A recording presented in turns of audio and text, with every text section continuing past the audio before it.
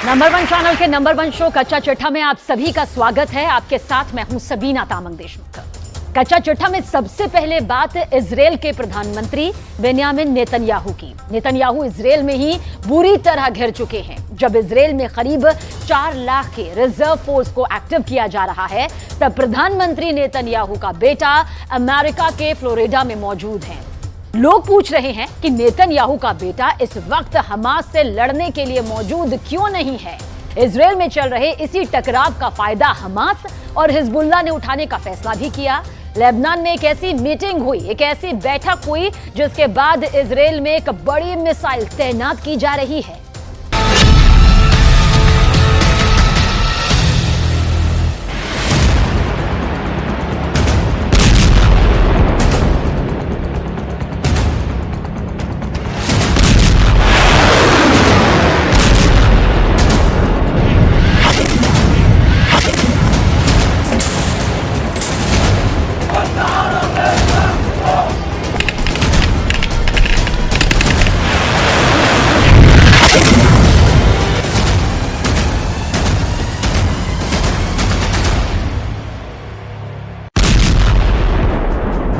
जब गाजा में ताबड़तोड़ बमबारी जारी है, इमारतें ढहाई जा रही हैं, सैकड़ों लोगों की जान रोज जा रही है।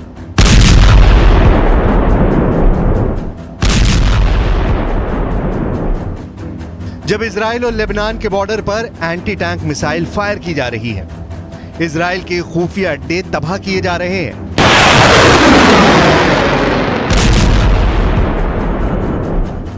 जब अमेरिका से लेकर रूस और ईरान से लेकर तुर्की तक इजराइल पर बहुत बड़े हमले की बात चल रही है।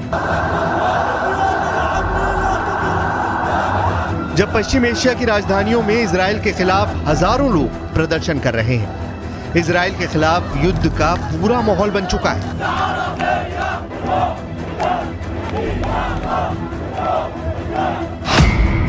तब इस मीटिंग ने नेतन्याहू को खौफ से भर दिया है। ये 3 लोग हैं। गाजा की हुकूमत चलाने वाले हमास के पॉलिटिकल ब्यूरो के उप प्रमुख सालेह अरूरी और साथ में फिलिस्तीन इस्लामिक जिहाद के महासचिव जियाद नकाले, और इन दोनों ने लेबनान की राजधानी बेरूत में जाकर हिजबुल्लाह के चीफ हसन नसरल्लाह से मुलाकात की है। ये तस्वीर जारी होने के बाद 2 लोग बहुत ज्यादा टेंशन में हैं। गाजा और इजराइल के बीच चल रहे युद्ध ने पूरे पश्चिम एशिया को तीसरे विश्व युद्ध के एपिसेंटर में तब्दील कर दिया है, और इसकी वजह से 2 ताकत सबसे ज्यादा फिक्र में डूबी हुई हैं। पहले हैं इजराइल के प्रधानमंत्री बेन्यामिन नेतन्याहू और दूसरे हैं अमेरिका के राष्ट्रपति जो बाइडेन। दोनों की टेंशन का मीटर लगातार रेड लाइन को पार कर रहा है। इस तस्वीर को लेकर खौफ बहुत ज्यादा है।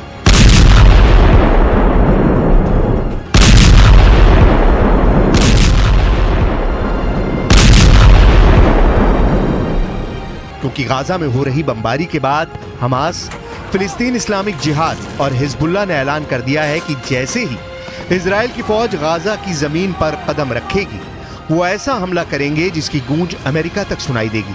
लेकिन क्या ये वाकई इतना बड़ा खतरा है जिसे लेकर नेतन्याहू और बाइडेन को डरना चाहिए? इन तीनों के पीछे कौन है? तो जवाब है कि इन तीनों फोर्स के पीछे ईरान है, जो इनको फंडिंग भी करता है, इनको हथियार भी देता है, इनको ट्रेनिंग भी देता है, और अब इसी ताकत के बल पर वो अमेरिका और इजराइल दोनों को डरा रहे हैं।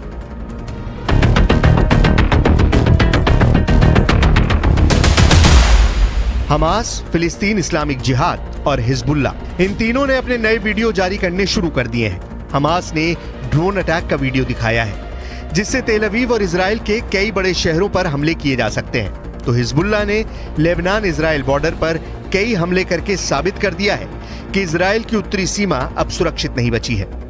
अगर गाजा पर ग्राउंड ऑपरेशन शुरू होने के बाद हमास, फिलिस्तीन और हिजबुल्लाह ने एक साथ इजराइल पर हमला किया, तो इनको एक साथ रोकना इजराइल के लिए बहुत बड़ा चैलेंज बन जाएगा, और तब अमेरिका की मदद लिए बिना हालात ऐसे बन सकते हैं कि ये तीनों फोर्स इजराइल की सेना को रौंद कर आगे बढ़ जाएं।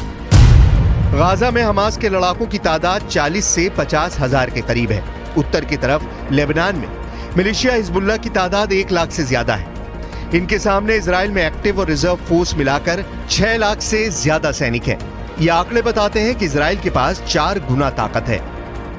इजराइल ने अपनी सेना का पूरी तरह से मोबिलाइजेशन कर लिया है, लेकिन यह भी रिपोर्ट सामने आ रही है कि रिजर्व फोर्स की पूरी ट्रेनिंग अभी बाकी है। इसके अलावा इजराइल ये भी चाहता है कि पूरी तरह से हथियारों का स्टॉक तैयार कर लिया जाए ताकि ग्राउंड इन्वेजन के बीच में गोले बारूद की कमी न पड़े।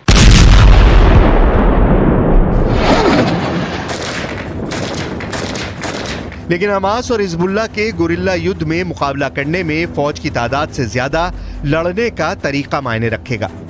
गाजा के अंदर लड़ाई आसान नहीं होगी, ये हमास का इलाका है, तो हिजबुल्लाह को सीरिया में ISIS के खिलाफ युद्ध लड़ने का अनुभव है। इजराइल के सामने संकट बड़ा है, लेकिन उसे अमेरिका की मदद मिल रही है, जिसके 2 समुद्री बेड़े इस वक्त भूमध्य सागर में तैनात हैं और वहां से इजराइल को लगातार एयर सपोर्ट मिलेगी, क्योंकि अमेरिका के टारगेट पर लेबनान बॉर्डर की तरफ हिजबुल्लाह के ठिकाने होंगे। इस बीच संयुक्त राष्ट्र में इजराइल को लेकर एक बड़ा मोर्चा खुल गया है, क्योंकि खुद UN के महासचिव एंटोनियो गुटेरेस ने ऐसी बात कह दी है कि इजराइल ने उनका इस्तीफा मांग लिया। UN के महासचिव एंटोनियो गुटेरेस ने कहा कि यह जानना जरूरी है कि हमास ने हमला अचानक नहीं किया। फिलिस्तीन के लोग 56 वर्षों से घुटन वाले कब्जे का सामना कर रहे हैं। फिलिस्तीन के लोगों ने अपनी जमीन पर लगातार कब्जा देखा है, हिंसा देखी है, आर्थिक बर्बादी देखी है, अपने घरों को ढहाए जाते देखा है। इस विवाद के राजनीतिक समाधान की उम्मीद खत्म होती जा रही है। फिलिस्तीन के लोगों की शिकायतें हमास के हमलों को सही नहीं ठहरा सकती, लेकिन इसके बदले में फिलिस्तीनी लोगों को सामूहिक सजा देना भी सही नहीं। Think that the Secretary General must resign, because from now on, every day that he is here in this building, unless he apologizes immediately, today we called him to apologize, there is no justification to the existence of this building. This building was established to prevent atrocities. How can the Secretary General, with his words, justify in any way the terrible atrocities that happened to our civilians, innocent civilians? Israel और Hamas की टक्कर में इस वक्त दोनों तरफ के लोग हिंसा झेल रहे हैं। किसका रॉकेट और किसका बम किसे टारगेट बना रहा है, इसकी फिक्र ना हमास को है और ना ही इजराइल की सेना को।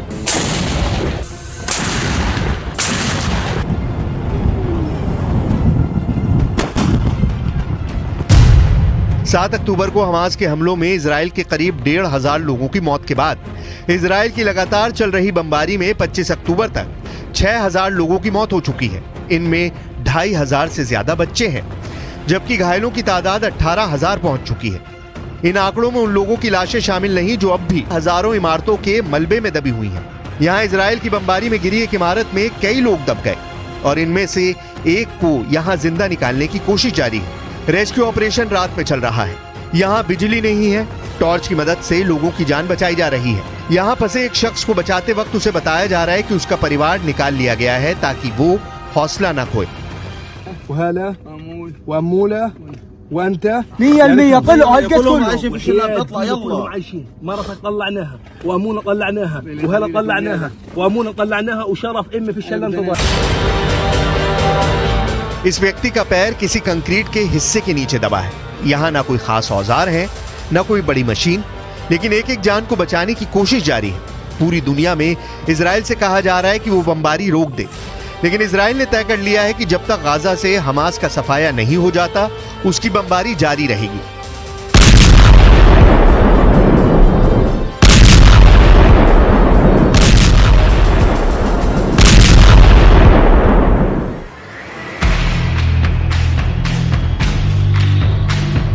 लेकिन दक्षिण इजराइल में युद्ध का खौफ देखा जा सकता है। हमास के रॉकेट हमलों के बाद यहाँ की सड़कें खाली हैं, लोग बाहर बहुत कम निकल रहे हैं। पार्क से लेकर समुद्री किनारे सब कुछ वीरान पड़ा है।